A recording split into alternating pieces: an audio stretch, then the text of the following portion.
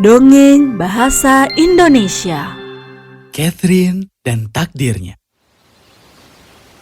Dahulu kala di sebuah kerajaan yang jauh dari tempat kita duduk saat ini, hiduplah seorang putri bernama Putri Catherine. Aku tidak tahu apa-apa tentang dia, kecuali bahwa dia membaca sepanjang hari dan dia juga merupakan... seorang putri berkacamata. Bukan putriku, bukan. Tidak. Tidak. Membosankan.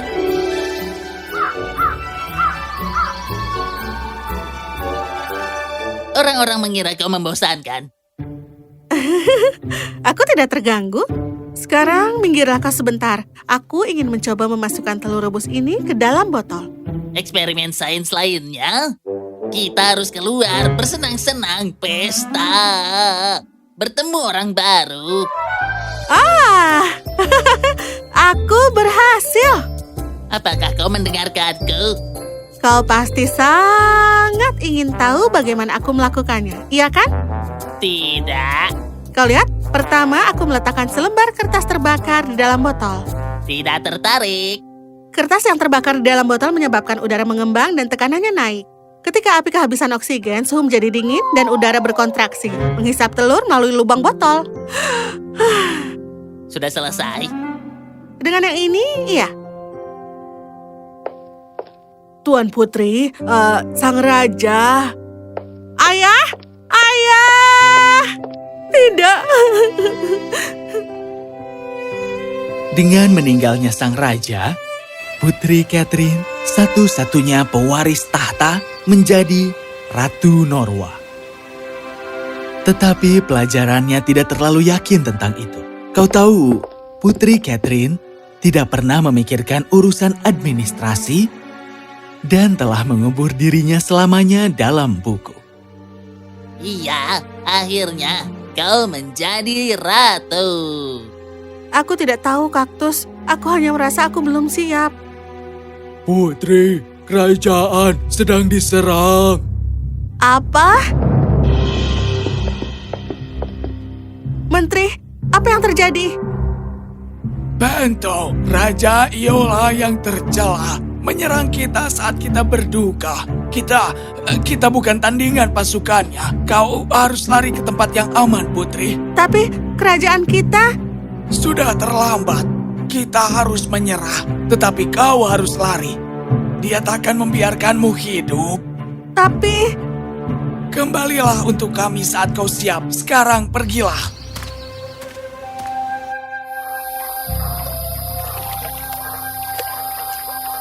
Kita jauh dari kerajaan sekarang. Kita aman. Duduklah di sini dan biarkan aku mengamati daerah itu dan mencari makanan. Saat kaktus pergi, Catherine duduk di tepi danau dan menangis terseduh-seduh. Tiba-tiba, dia mendengar sesuatu melintas di belakangnya. Catherine... apa? Siapa itu? Aku adalah takdirmu. Apaku? Dan kenapa aku tidak bisa melihatmu? Di mana kau bersembunyi? Wah! Kau makhluk apa? Akulah jalan yang kau pilih, keputusan yang kau buat, jalan yang tidak kau ambil. Aku adalah keputusanmu, dan aku adalah takdirmu. Ini tidak mungkin terjadi. Ini tidak mungkin nyata. Aku pasti sedang bermimpi. Ini bukan mimpi? Tidak, Catherine. Aku sama nyatanya denganmu. Apa yang kau inginkan? Bukan yang kuinginkan, tapi apa yang kau inginkan itu yang penting. Katakanlah padaku, Catherine. Apakah kau ingin aku takdirmu menjadi hadiah yang bahagia? Atau masa depan yang bahagia?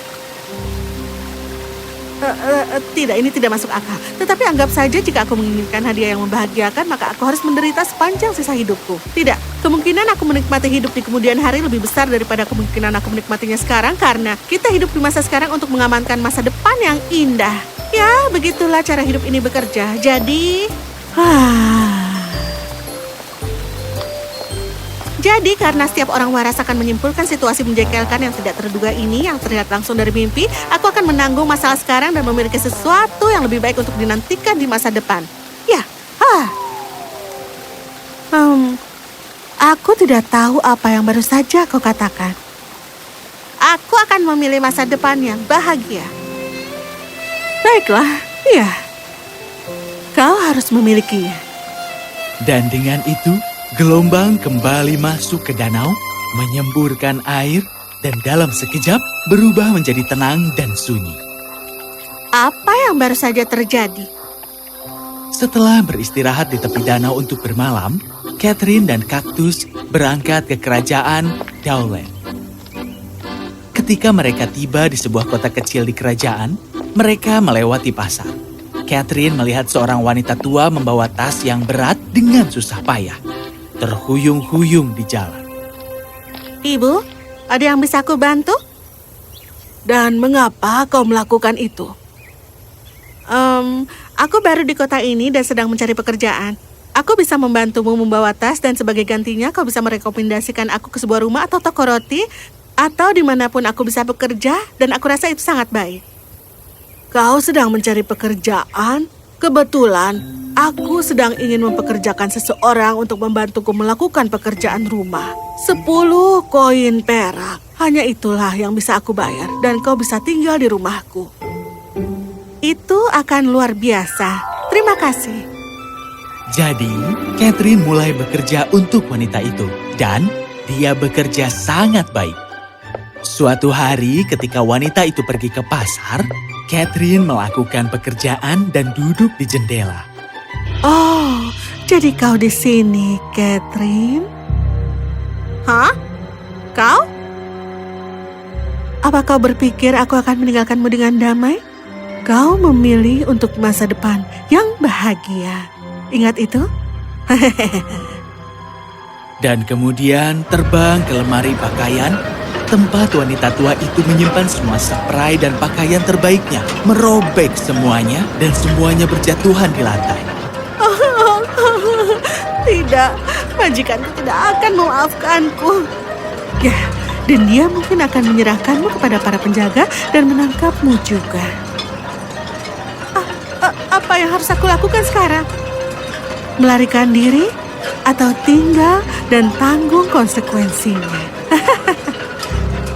Catherine berpikir sejenak, dan lalu kemudian dia berlari ke pintu, membukanya, dan kemudian melarikan diri. Kaktus, cepat! Apa? Hari-hari berlalu dan Catherine mendapatkan pekerjaan di toko roti. Tetapi persis seperti sebelumnya, takdir datang lagi dan merusak segalanya. Lari.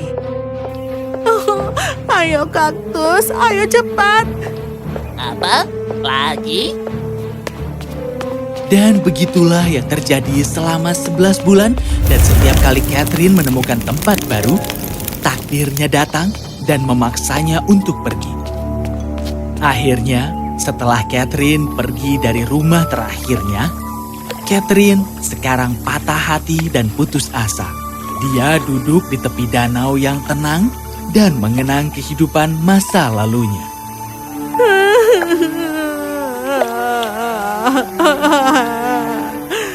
Aku tidak tahu apa yang membuatmu melarikan diri.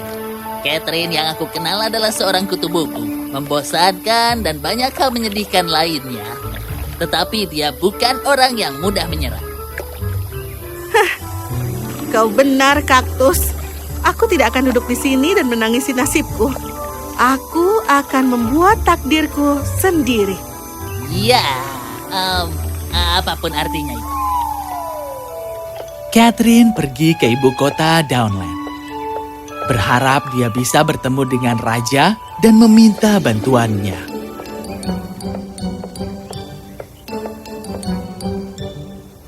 Raja Bernard sekarang sedang ada masalah dan dia tidak menerima seorang tamu.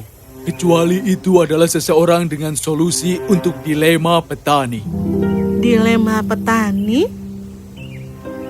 Itu teka-teki.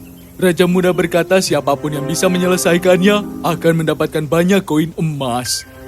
Kau tahu, takdirnya rupanya telah mengajukannya kepadanya dan mengatakan bahwa jika dia bisa menyelesaikannya, dia akan menemukan wanita impiannya. Ceritakan tentang teka-teki itu. Baiklah. Ketika seorang petani kembali ke perahunya untuk menyeberangi sungai setelah membeli rubah, ayam, dan sekantung jagung dari pasar, dia menyadari bahwa dia memiliki dilema. Petani hanya dapat mengambil satu barang di perahu kecilnya pada waktu yang sama. Jika tidak, perahunya akan terbalik. Dia tidak bisa meninggalkan rubah sendirian dengan ayam karena rubah akan memakan ayam. Dia tidak bisa meninggalkan ayam sendirian dengan jagung karena ayam akan memakan jagung. Bagaimana cara petani berhasil mendapatkan ketiga item tersebut di seberang sungai? Aku bisa menyelesaikannya. Baiklah, lihatlah. Kalau kau menyerahkanku kepada raja, aku akan menyelesaikannya. Dan begitu aku memiliki emas, aku akan memberikan semuanya. Catherine diantar ke aula kerajaan, di mana Raja Bernard duduk saat ingin mendengar jawabannya. Kau pikir kau bisa memecahkan dilema petani itu? Ya, sebenarnya itu cukup sederhana. Mari kita dengarkan. Pertama, peternak harus membawa ayamnya ke seberang sungai, meninggalkan rubah dan jagung sendirian di sisi awal. Kemudian, petani itu kembali dan membawa rubah. Saat dia membawa rubah menyeberangi sungai, alih-alih meninggalkan rubah sendirian dengan ayam, dia membawa ayam kembali ke sisi awal. Dia kemudian menukar ayam dengan jagung dan membawanya menyeberang meninggalkan rubah dan jagung sendirian di sisi yang jauh. Akhirnya, dia kembali untuk mengambil ayam itu, membawa ketiganya ke seberang sungai tanpa membiarkan apapun memakan apapun. Hah? Menakjubkan. Dia menyelesaikannya. Dia memecahkannya. Bagaimana kau melakukannya? Sebenarnya, aku telah membaca banyak teka-teki di masa lalu di istanaku. Istanamu? Catherine memberitahu raja semua tentang dia dan cerita tentang penderitaannya. Kau adalah putri Catherine dari Norwa? Iya benar, Yang Mulia. Tolong bantu aku mendapatkan kerajaanku dan aku akan selamanya berterima kasih kepadamu. Tentaramu bisa mengalahkan Panto dengan satu jentikan jari. Panggil aku Bernard, kumohon. Dan ya, aku akan membantumu. Keesokan paginya, ketika kerajaan Norwa masih tertidur lelap, Raja Bernard bersama dengan Putri Catherine menyerang Norwa dan merebut kembali istana. Raja Panto ditangkap dari tempat tidurnya dan ditempatkan di balik jeruji besi. Dan semua para pengawal, tentara, dan menteri Norwa sebelumnya dibebaskan dari penjara. Kau datang untuk kami, Putri. Atau harus kukatakan, Ratu. Maafkan aku karena aku tidak datang lebih awal. Aku baru saja melawan takdirku. Seluruh kerajaan bersuka cita atas berita kembalinya Putri Catherine dan dimahkotai sebagai ratu. Ratu Norwa! Ratu Norwa! Ratu Norwa! Ratu Norwa! Ratu Catherine, dia sangat pintar. Aku ingin menjadi seperti dia. Putri berkacamata, aku berkata ya.